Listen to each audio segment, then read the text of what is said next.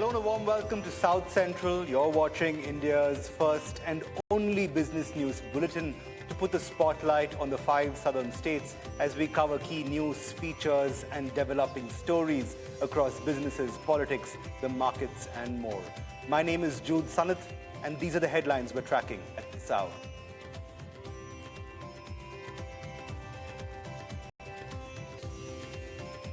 The Vizag steel plant has swung back to profitability after the Andhra Pradesh government stepped in, says the state's HRD and IT Minister Nara Lokesh to ET Now. The minister earmarks metals, auto and solar manufacturing as Andhra's key growth drivers.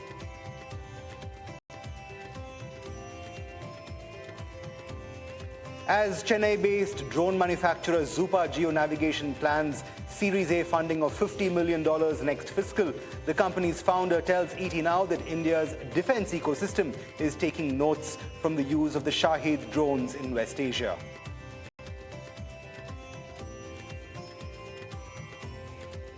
Temasek-backed Manipal Health files for an 8,000 crore rupee IPO, making it one of India's biggest healthcare listings. The IPO will also include an offer for sale by existing investors, including the company's promoters.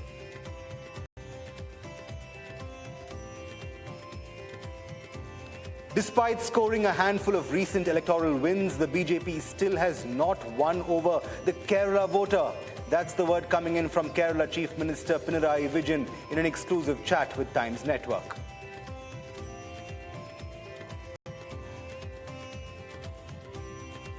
And as the poll battlefield heats up in Tamil Nadu, the Election Commission announces seizures of cash, liquor and freebies totaling to a whopping 151 crore rupees since the Model Code of Conduct came into effect on March 15th.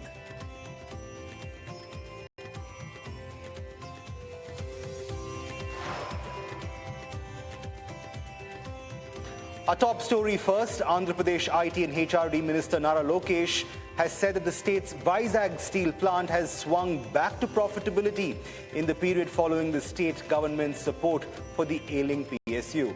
In a conversation with my colleague Ankur Mishra, the minister also said that all 3 furnaces of the plant were operational after the state's intervention.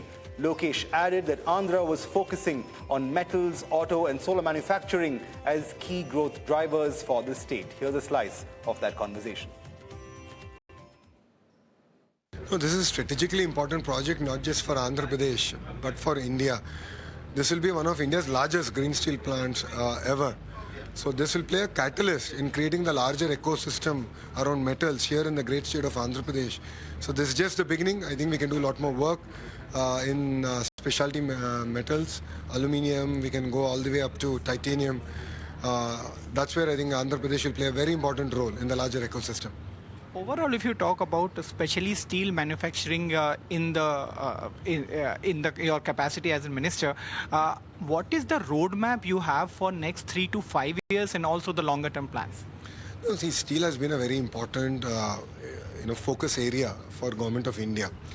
So creating self-reliance is going to be very, very critical. So with that, if you look at it, the Visakhapatnam steel plant was given a bailout and then we supported it and then it's now back to its old glory. It's profitable, all 3 furnaces are running. Similarly, few other private sector players have invested in different parts of the state at different sizes, but ArcelorMittal is going to be the largest. So I believe that this is going to be a catalyst and this is just the beginning and more announcements will follow through. What other aligned sectors will also grow? See, entire metals is going to be a very important ecosystem because we have already automotive manufacturing in Andhra. We already have even your entire solar cell manufacturing coming in. So you need the casing, the housing and so on and so forth. So I believe that metals will play a very, very important role in our growth story and in building the entire ecosystem. So you'll see more and more companies at different sizes and different specializations coming in and investing here in Andhra Pradesh. You spoke about investment. Overall, what is the figure, what is the number which is in your mind as far as investment in the state?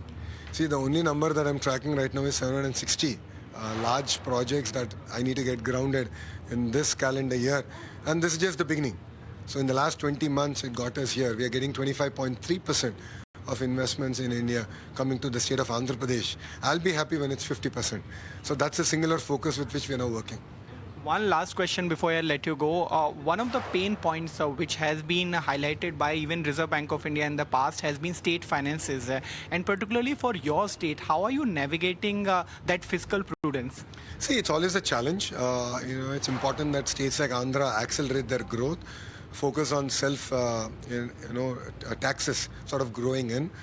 So that's what we are now focused on. So we are really focused on bringing in investments, sort of, creating next generation of reforms. So this will enable us to leapfrog, even in terms of our state finances, and really become more self-reliant. See, we are a new state. We went through a bad phase last 5 years. So yes, we are expecting a hand-holding by India.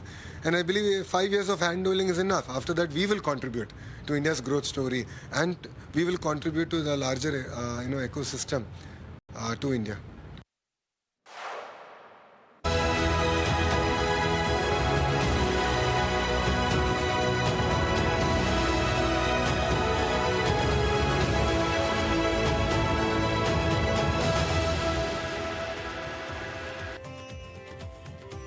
Welcome back. You're watching South Central with me, Jude Sanath. Moving on next, Temasek-backed Manipal Health Enterprises has filed its draft papers with SEBI for a mega IPO aiming to raise 8,000 crore rupees through a fresh issue of shares.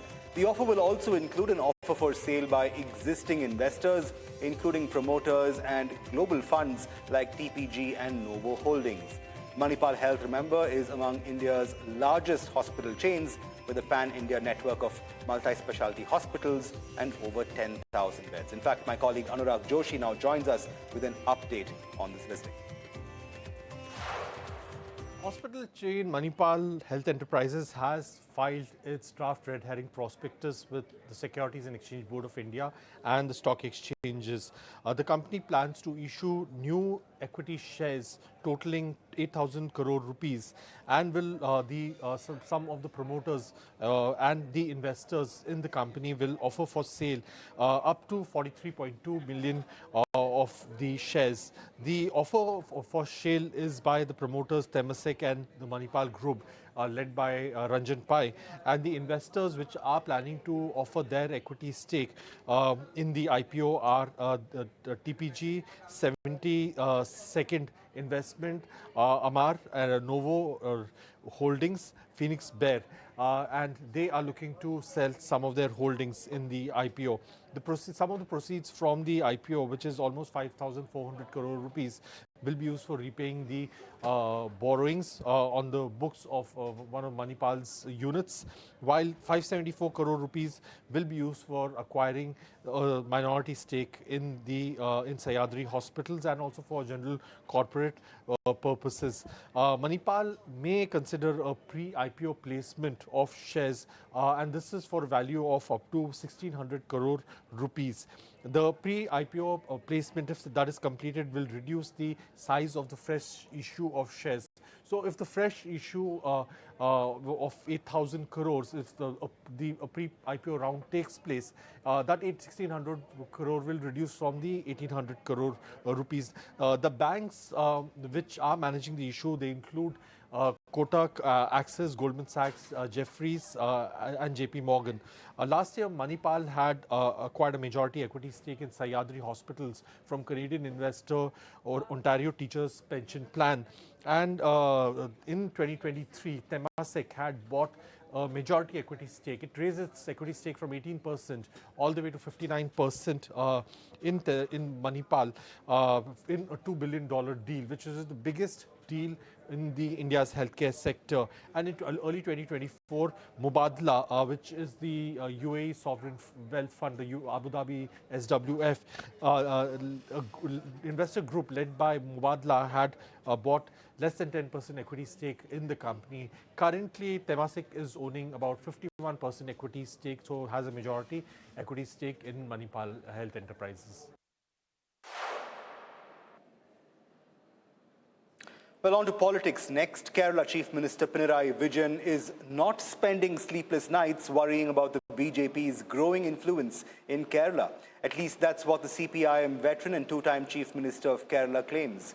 In a conversation with Times Network, the Kerala Chief Minister said that the BJP may be trying hard and may have won a handful of elections in a handful of places, but the party still has not won the support of Kerala itself. In fact, Vijayan was responding to a question over the BJP's recent electoral gains in constituencies like Thrissur and Thiruvananthapuram in recent poll contests, and whether the Saffron Party was now a growing force in the left's last remaining Indian bastion in Kerala. Here's a slice of that conversation.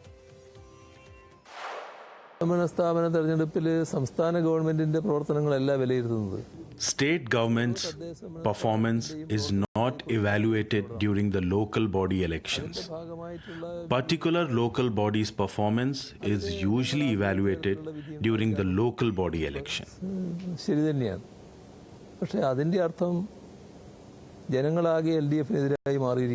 The result is on that basis. It's true that we did not get the desired result in the local body polls.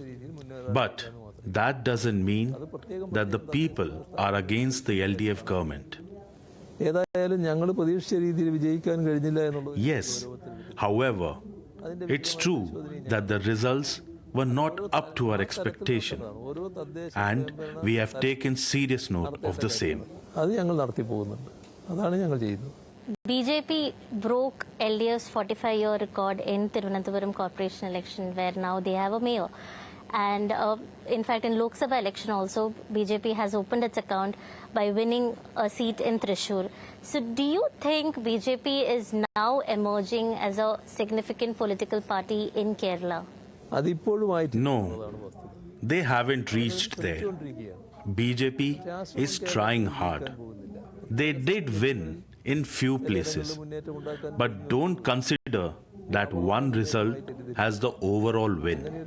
They haven't got that support yet from the people of Kerala, but they are really trying hard.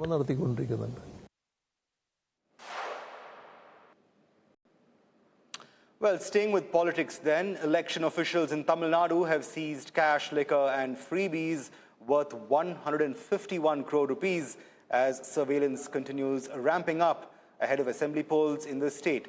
And the seizures include over 30 crore rupees in cash, along with gold, drugs and other inducements meant to influence voters. Authorities have also registered more than 460 cases for poll code violations, signaling a major crackdown on illegal election spending across the state. In fact, late last night, poll officials conducted a random check on Deputy Chief Minister Udayanithi Stalin's convoy in Dindigul, but found nothing incriminating or violative of the election code.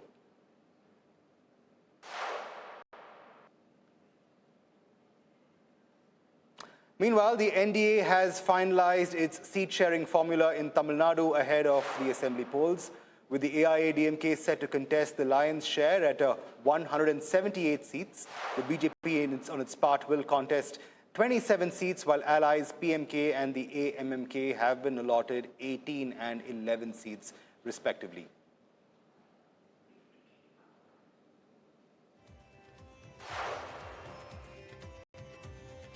From alliances to non-alliances next, actor Vijay's Tamilaga Vetri Karagam or TVK will go it alone in the assembly polls, announcing candidates for all 30 seats in the Union Territory.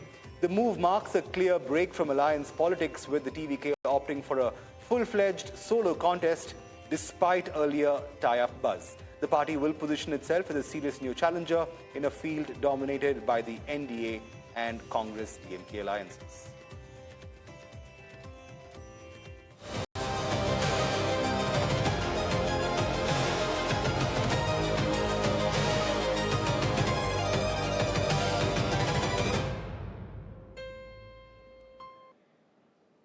Well, 20 years of telling India's story, Times Now has always put India's agenda first. As we mark 2 decades of deliberation and action, we turn our gaze to the future, to a Viksit Bharat.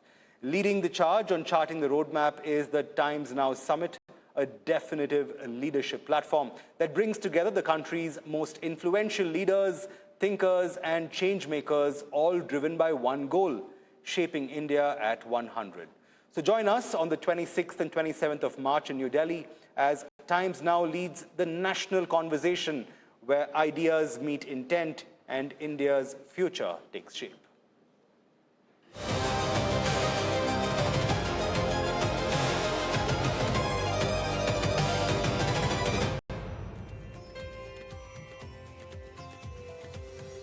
Well, on that note, it's a wrap on this edition of South Central. Thanks so much for watching. We'll see you tomorrow with more news and updates from the region. For the moment, it's goodbye from us.